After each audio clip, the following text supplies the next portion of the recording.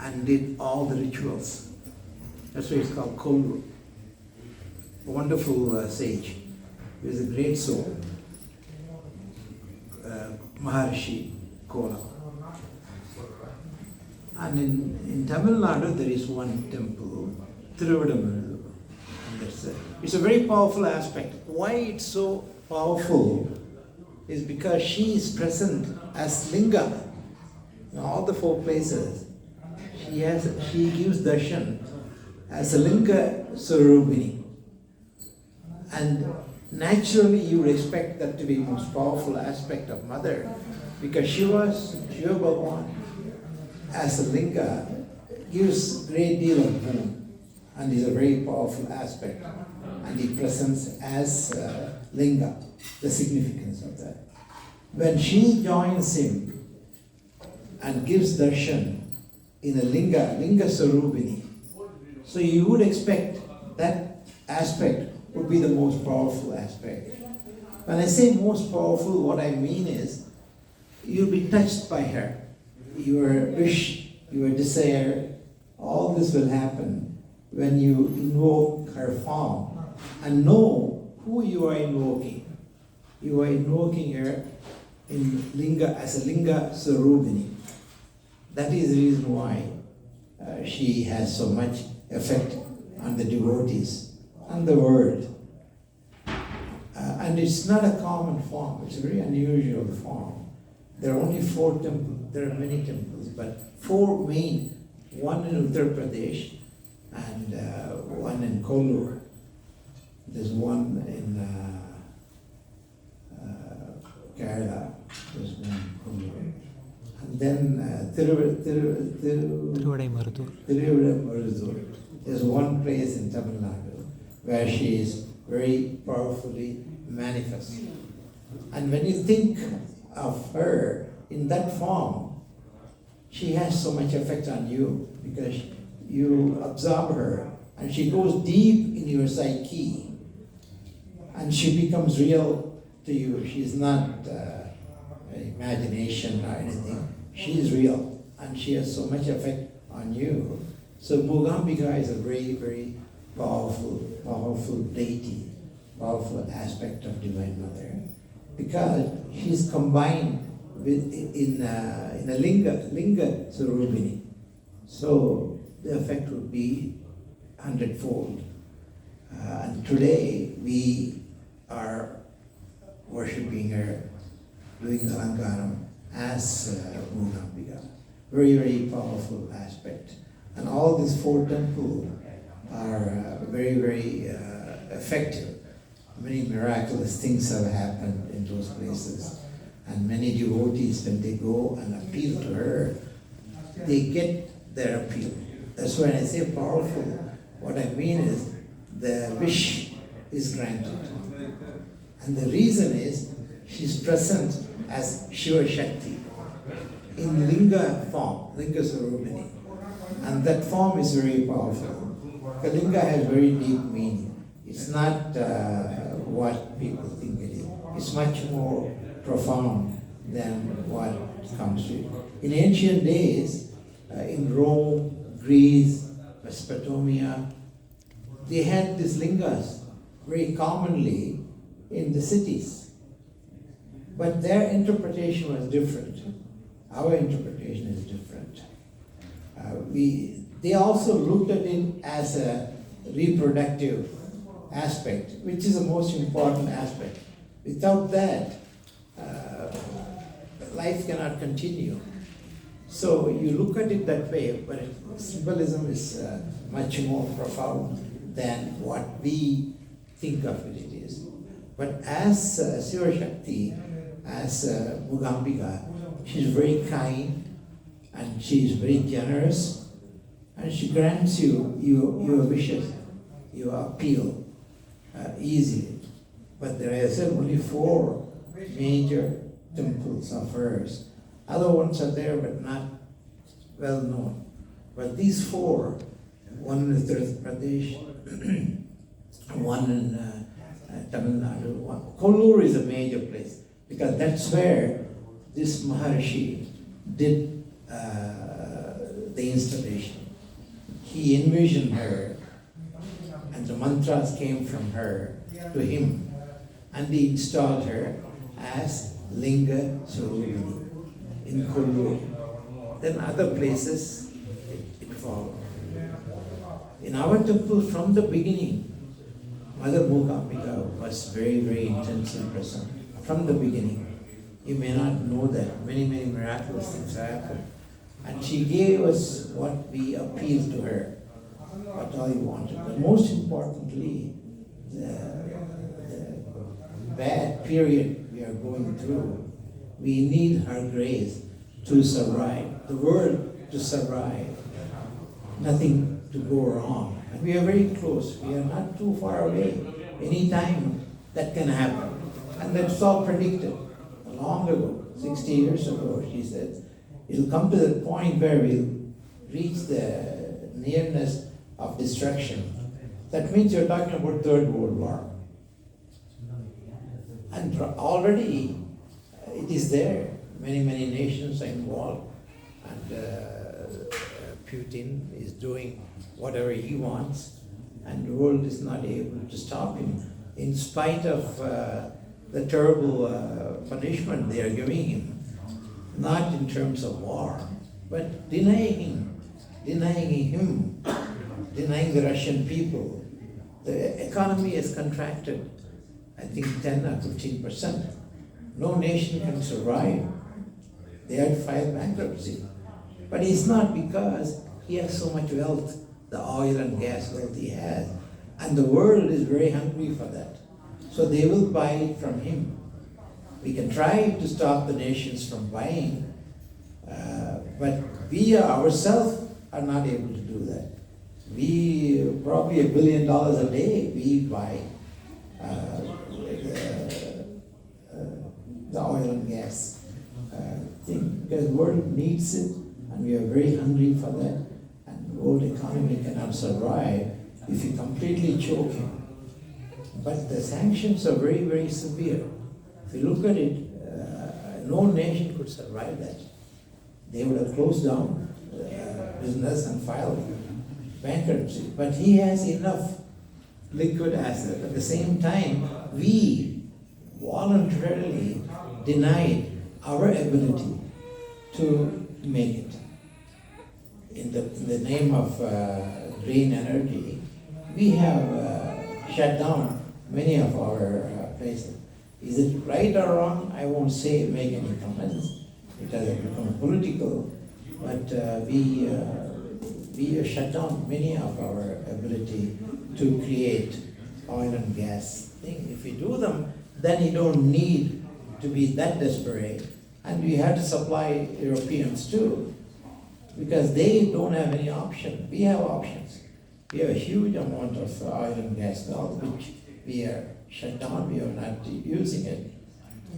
And if you open it up and supply the Europeans, they would not support Putin by economically. They won't be buying that much of foreign exchange, which is what's keeping him going.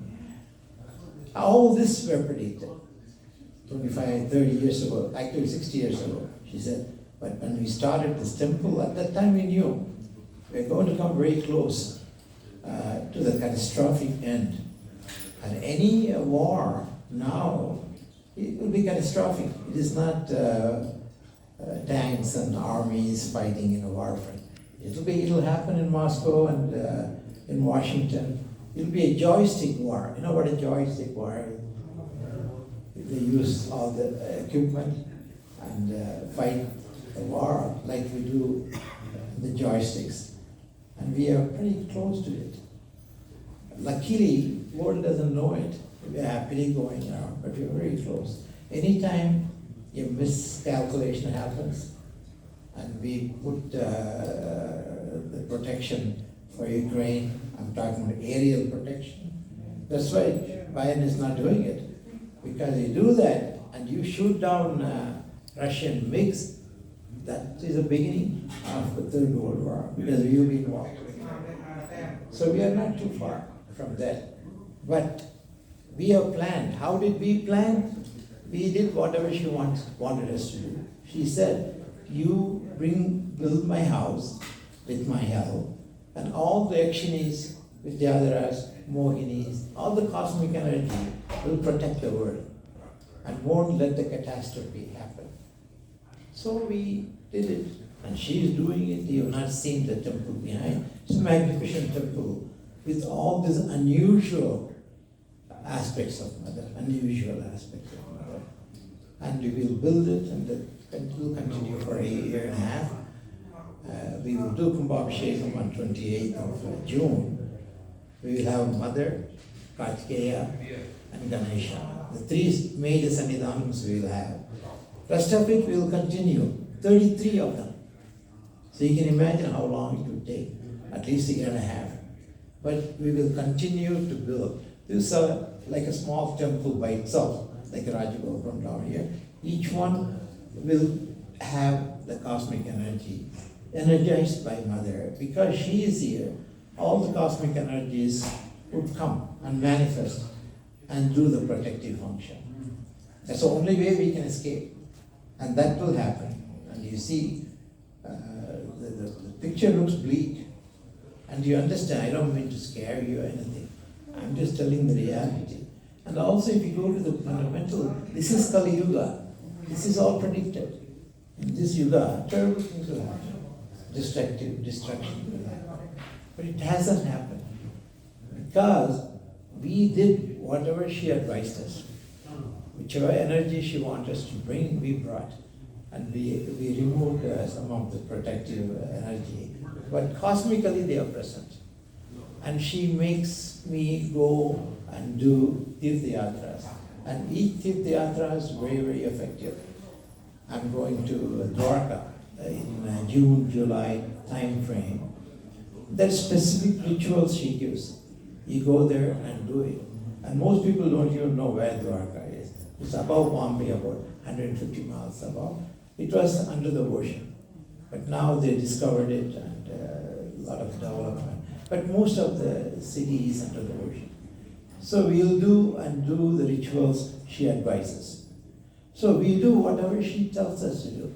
Because she gives us the ability, gives us the knowledge, gives us the vision, gives us the mantras, yantras, and tantric practices. Whatever needs to be done, she gives our ability for us to do, and we do them.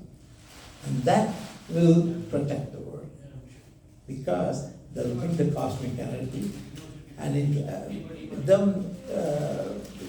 this political thing won't have any meaning. Somehow it'll subside. And so far, we have survived. Because what we are doing to Russia is very, very severe sanctions. Any nation will go under. They cannot survive. Now they are putting sanctions on his family, his daughter, all kinds of things going on. But in spite of it, the country survives because Europeans buy, and they're willing to pay what they need. And as long as you finance them, he will continue to do that, terrible things. Can you imagine in a world where innocent people is being bombed and killed? 2 years ago you wouldn't even imagine this can happen. But this happens. Because this is Kali Yuga, destruction, tragedies, violence, all this would happen. And you've seen it now. You wouldn't have believed 2 years ago that you can bomb innocent people, peaceful cities, there were no war, no declared war. You just bomb indiscriminately. You wouldn't have imagined this can happen. 2 years ago you wouldn't have imagined. But it's all been told. And this will happen. And this can lead to war. When I say war, I'm talking about big war, not local war in Ukraine, that area. Involving big, like the USA and Europe. And once that happens, it's difficult to stop it. And nowadays, it's not like the Second World War we lost. I don't know if you know it. 100 million people we lost, including the concentration camp and everything. 100 million people. This war, we are talking about 500 million or 1 billion.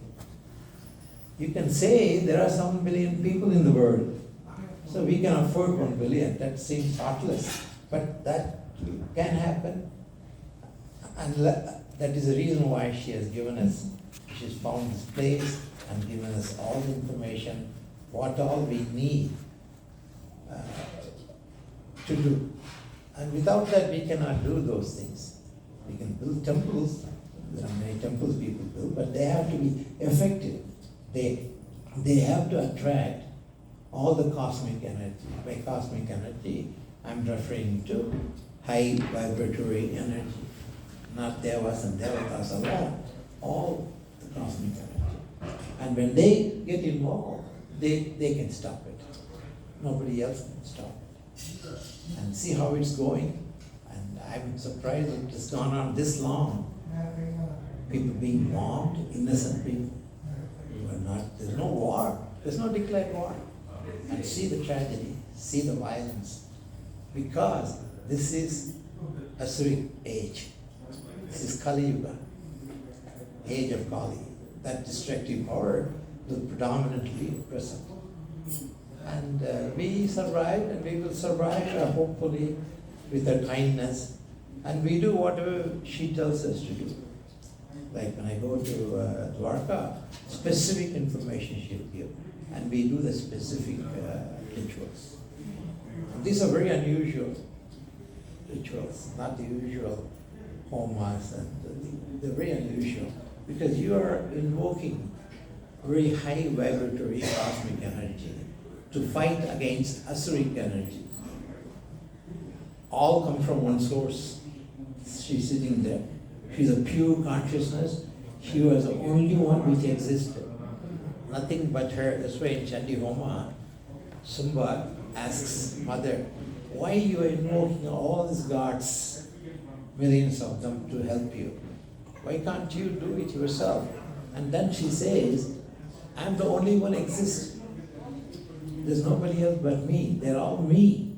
I'm just telling them to come and destroy the evil. So they come and destroy the evil. But for that, I am the only thing which is real. Anything else is illusory, meaning they are not permanent. They are changeable, they are variable, they would not exist a million years from now. That's what she tells Sumba. So don't ask me that question, why? I can't do it myself. Why do I need all the devas and devatas? Because everyone gives all the weapons to her. Shiva, Bhagavan, Mahavishnu. Everyone gives all the weapons and she fights. That is what we ritualistically do in Chandi Homa. In the 13 chapters, we go after one demon, after other demon. And these are all not demons the way you think it is. They are mighty, mighty beings, unbelievably strong and unbelievably controlling us. And we survive. And we do all the rituals. That's why Chandi Homa is very, very effective. One Homa you attend, you invoke all the cosmic deities to come and help us to fight against evil. And that's what Chandi Homa is. We did one. Are we doing one more? No. So we'll have to wait till Navratri time. We will do 3 of them. It's very meaningful. That the drama is very meaningful. And that's why somebody asks her, why you were calling all these gods to help you to defeat me? I'm an Asura, you should be able to defeat me. She says, no, you are my son. You all came from me.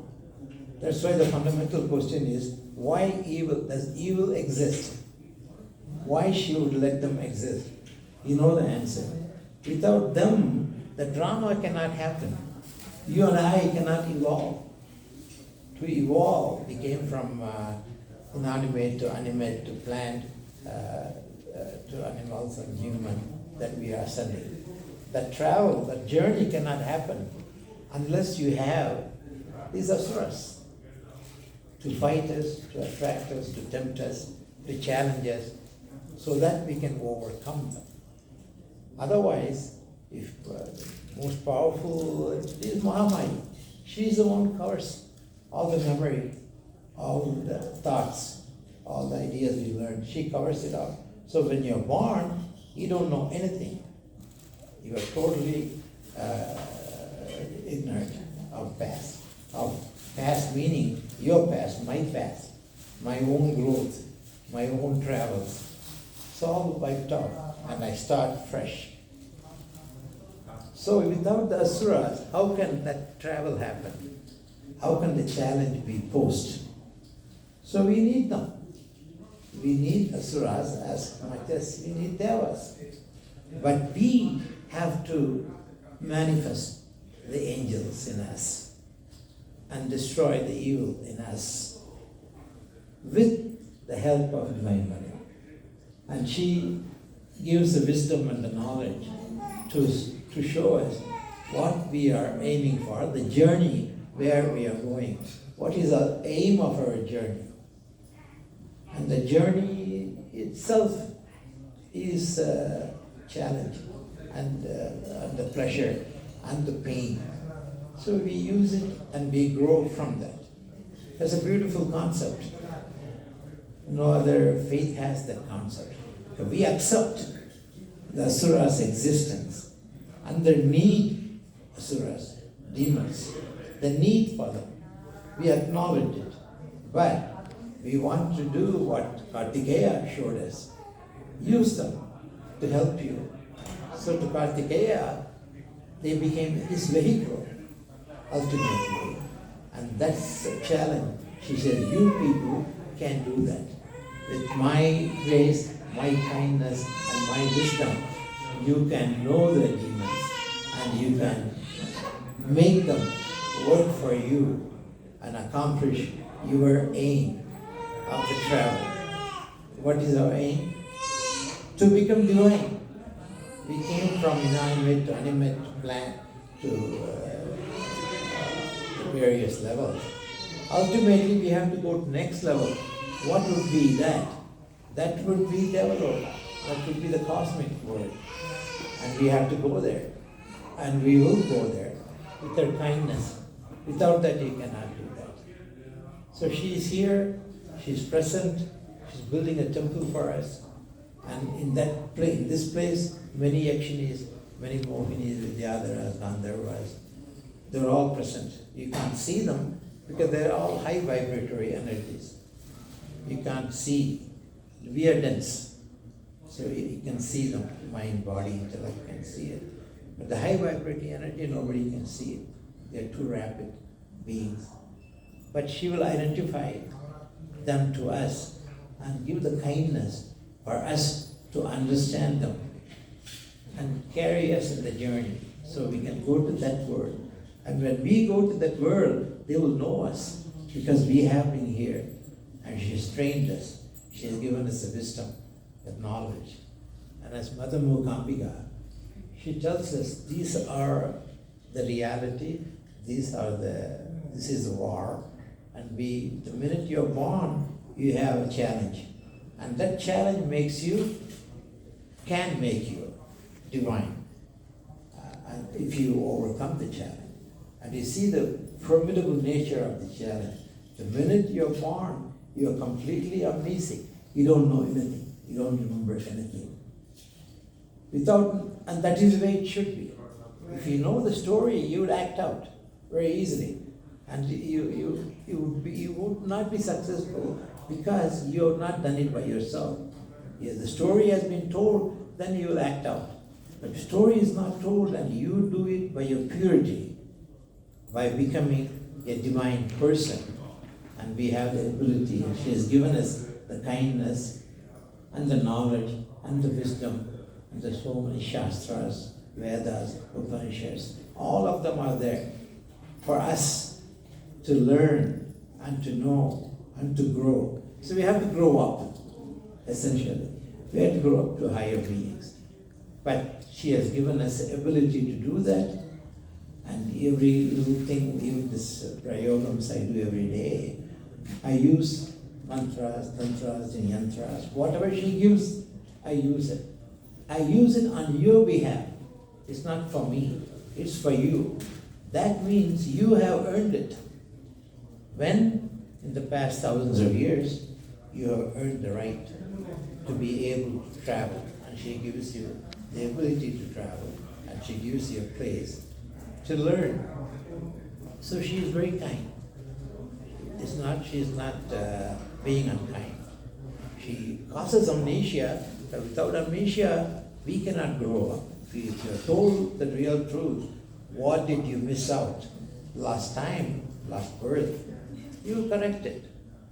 That you find out. You become a pure being. And as we grow in evolution, you become pure being, a kinder being, a nicer being. And when you do that, they manifest. That's all our travel. Our travel is that purification. To do that, unless she helps you, how could we do that? We cannot do that.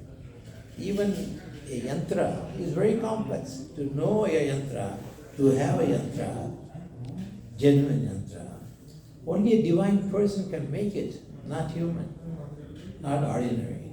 So she has to give us yantras, mantras, tantras, the truth, the ability, knowledge, wisdom, and she gives. And on top of it, she is helping us to build the temple, which is very unusual. Humans build temple, not divine to human. But she has done even that. So the advantage she has given to us is phenomenal. But again, you earned it. How long it took? Probably a million years. We have asked for it, and this time it's given to us. Thank you.